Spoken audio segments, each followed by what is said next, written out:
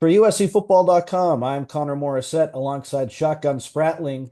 And Shotgun USC baseball, for the first time in a decade, makes the NCAA tournament, a significant achievement for Andy Stankiewicz in his third year at USC. The team will play in Corvallis in that regional. Let's just jump right into it here, Shotgun. How significant is USC getting into the big dance, and just how happy are you for this program? They've worked really hard to get here. They were snubbed a couple years ago. It's a big deal. Yeah, it's huge for them with the fact that it's been a decade. I mean, just to start with that, and only once in the last 20 years. Now, 20 years ago, 2005, USC went to Corvallis, and that seems strange because they were both in Pac-12, right? Well, it was a super regional matchup, and that was actually kind of the changing of guard, where you had Dallas Buck going against Ian Kennedy. You had Andy Jenkins, who is now a USC assistant coach, had a monster weekend, was probably the MVP of the super regional if they would have given one out. And Oregon State makes it to Omaha. Well, that was kind of their, get their feet wet and kind of get experience. 2006, they go back, they win it. 2007, they win it. Whereas USC went the opposite way. USC, obviously had been such a, powerhouse in the college baseball landscape and fell off. Well, guess who kind of stepped in and took their place? Oregon State on the West Coast, really did that. So, it's interesting. We'll see if USC can maybe this is a changing of the guard once again. Can USC start, ceding some power back to Southern California from where, Oregon State has been so good in recent years and, throughout the last 2 decades since kind of that 2005 Super Regional. So really interesting that they get sent there. It will be some interesting matchups if USC gets to face off against Oregon State. Obviously, they will open with TCU. St. Mary's is also in the regional as a 4 seed. I just saw St. Mary's this past week at the WCC tournament. They win. It was in Las Vegas. They win the tournament. A dramatic, day of baseball for them playing against San Diego, and they go jump in the pool, kind of like in Arizona. Like the Dodgers like to do at Chase Field. So that was really fun to see that, and that's a really intriguing team as well as a 4 seed, but.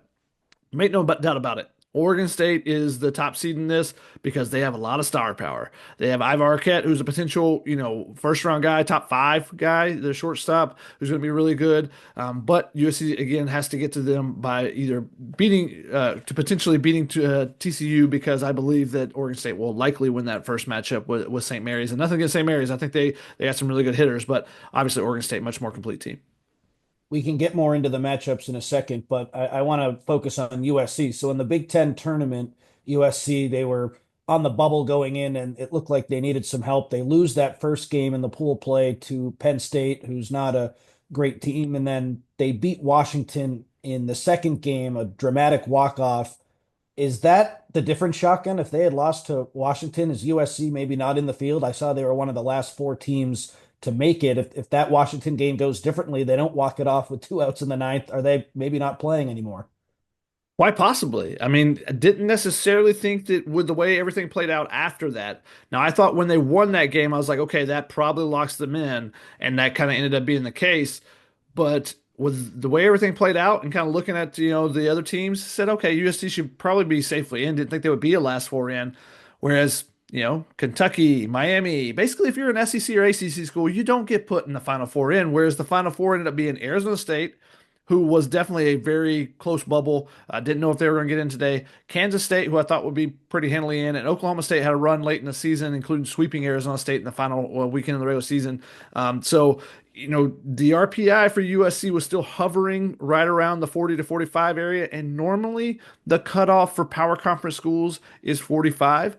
But this year, there's some differences. The West Coast is spread out more, so the RPI is not, it's not as drastic as it has been in the past. So we wanted to see how the committee was going to handle that, and the fact that okay, there's not really four power conferences anymore. There's three and a half because the Big Ten is not truly a power conference in baseball. So it was kind of interesting to see how it would play out, and I was surprised a little bit to see USC be on the Final Four in, but they're in. That's what matters the most because way too often they've ended up on the other side of that graphic, which is the first four out, which is where they've been in the past. But they get in, and I think, yeah, I think that Washington game, dramatic finish. Ethan Hedges with a great slide. Adrian Lopez with his, I think, third double of the game to drive them in, drive in 2 runs there. I think that was the ceiling win for them. Now, one other win that you should take note of One of the teams that was on the first four out was UConn. USC played UConn earlier in the season, and that one win, if that is swung the other way, does UConn get in over USC? Quite possibly. And that's why it's always like, oh, they're playing this one game in the midweek. Why does it matter? If they lose one game. And it's because one game can be the deciding factor. 2014, USC does not get in. UC Irvine has a terrible stretch at the end of the season. They do get in. And they got in over USC. That was kind of the last two teams, and they had a win over USC at one point that USC kind of blew a lead on. I was actually talking with a USC, or excuse me, a UC Irvine staff member over this weekend.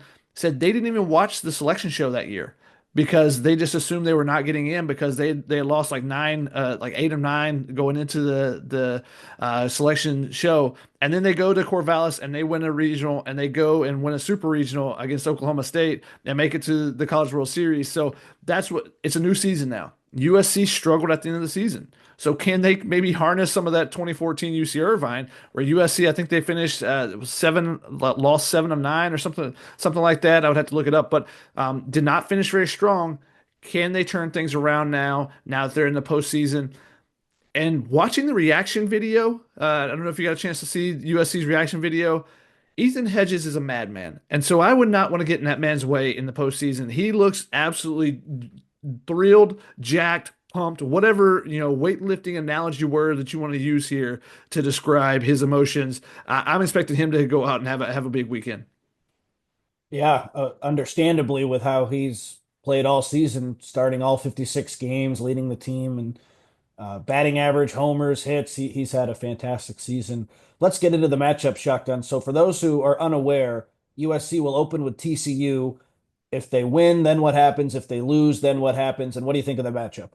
Yeah, so it's a classic four-team tournament, winners bracket, losers bracket, double elimination. So USC will play TCU, and likely the winner will play Oregon. Never know. We'll see if St. Mary's can pull off the upset. And then if whoever loses those first games, you go into an elimination game, and suddenly you got to fight your way through the losers bracket. If you win in a regional setting, you can win 3 games and be done. If you lose the opener, you have to play potentially 5 games to make it through. So it just puts that much more strain on a pitching staff.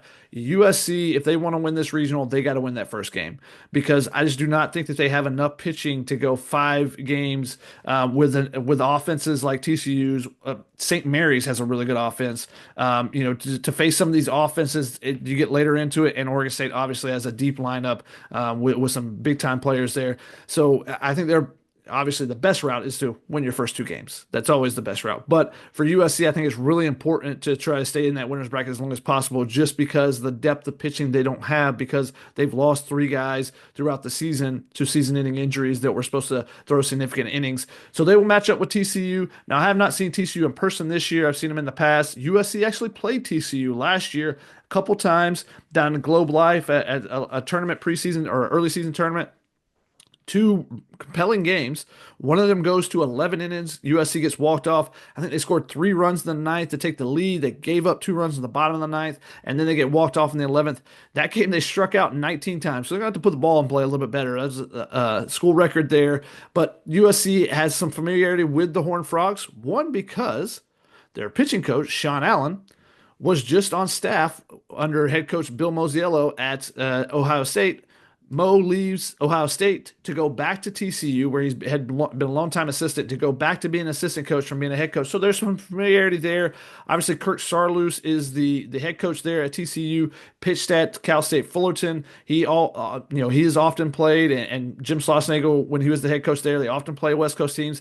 They played at Grand Canyon to open a season a few years back. So there is definitely some familiarity there between the staffs and whatnot. Now, with the players themselves, obviously with the rosters changing each year as much as they do nowadays, there'll be a little bit more of work there, legwork for the coaching staff to do. But they do know some of those players. They did see some of them last year in that matchup. And USC has actually fared pretty well against TCU. Now, their overall record is 5-7, but USC has gotten some big ranked wins over TCU in the past, including in 2015. That kind of was the impetus for them kind of getting ranked and kind of going on a run to make it to a regional that year. So that matchup can be really intriguing.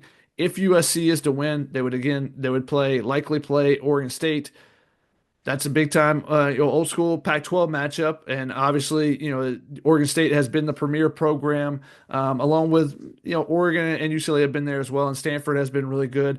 But Oregon State's longevity over the last 2 decades has been really impressive. They have Ivar Arquette, who's like I said is a potential top 5 pick. Gavin Turley is another early round draft pick as well. They have some deep pitching. They have a kid on Saturday, so that would likely be that has been their Saturday starter. That's likely who USC would face if they won that first game. Is Dax Whitney, who is a freshman, but as a freshman, it throws 95 to 97. So he's got elite stuff. A guy that turned down multiple millions of dollars to come to Oregon State last year. He would have been a first round pick likely last year if he did not tell MLB teams that, hey, I'm going to college. So big time arm there. There have been times this season where he's gotten beat up a little bit early in games and got knocked out. So that is a possibility as well. Now, Oregon State gets to host, even though their record is not the most spectacular record, but because they only played 19 home games this year. Why does that matter?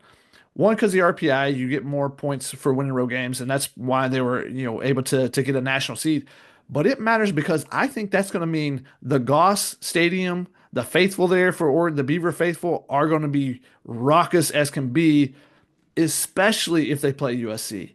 Because it's the old time rivalry. Oregon State people do not like USC people. And the fact that they haven't had a chance to cheer on their team as much this year, I think it'll be a crazy environment. I'm looking forward to it. I got to look up some flights a little bit later. I'm hoping to go out there to cover both those that regional as well as the Eugene regional with Oregon. Amazing. Love to hear that. Let's talk a little bit about USC with Andy Stankiewicz because before he took over, I don't think USC had had a winning season since 2015, the last time they made the NCAA tournament.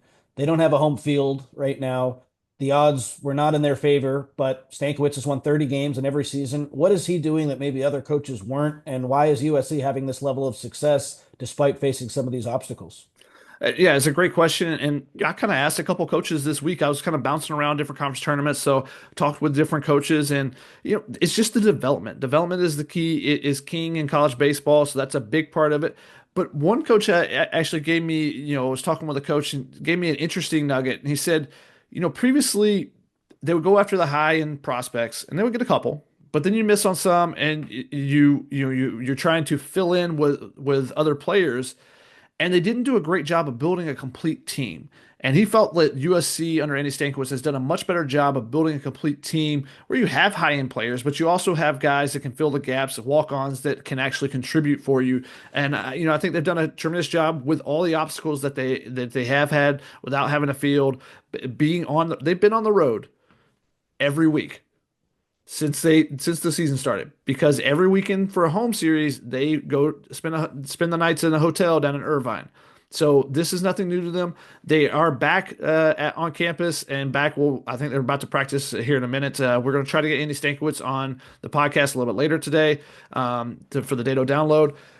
But they're back on campus after going to Washington, going straight to Omaha and coming back. They're gonna, they'll spend a couple days. They'll head up to to Corvallis. It's a familiar territory for USC, so it's not like they're gonna go and be in awe of what's happening, type of thing. Now, some of the freshmen will be probably the biggest environment they'll be in, so that'll be a challenge for some of them, like Andrew Johnson and Grant Govell and guys that will be on the mound and will have opportunities. How do they react to those situations will be interesting to see. But yeah, it's the development they've done, the roster building.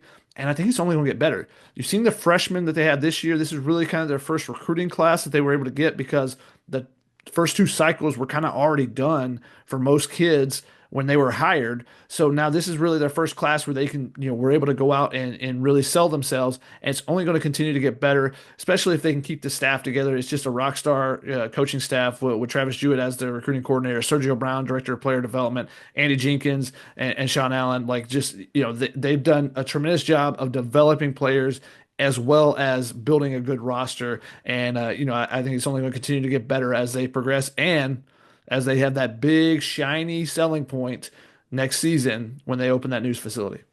Yeah, they're definitely trending in the right direction. I'll ask you a fill in the blank here, Shotgun. In order to beat TCU, USC needs to fill in the blank. Good pitching, and it starts with that. Actually, let me say, it starts with good pitching, but the real answer is clutch hits. That's what's been the issue for them in the last month when they've struggled is that they just leave. They leave 9 guys on base. They leave 12 guys on base, 14 guys on base in some games. They've got to get the clutch hits. They're getting hits, but they're not consistently stringing them together. They're not getting them in the biggest moments. So that's going to be the key for them, getting some clutch hits. Any final thoughts on either USC getting in general, the matchups, anything we haven't hit on that you want to hit on?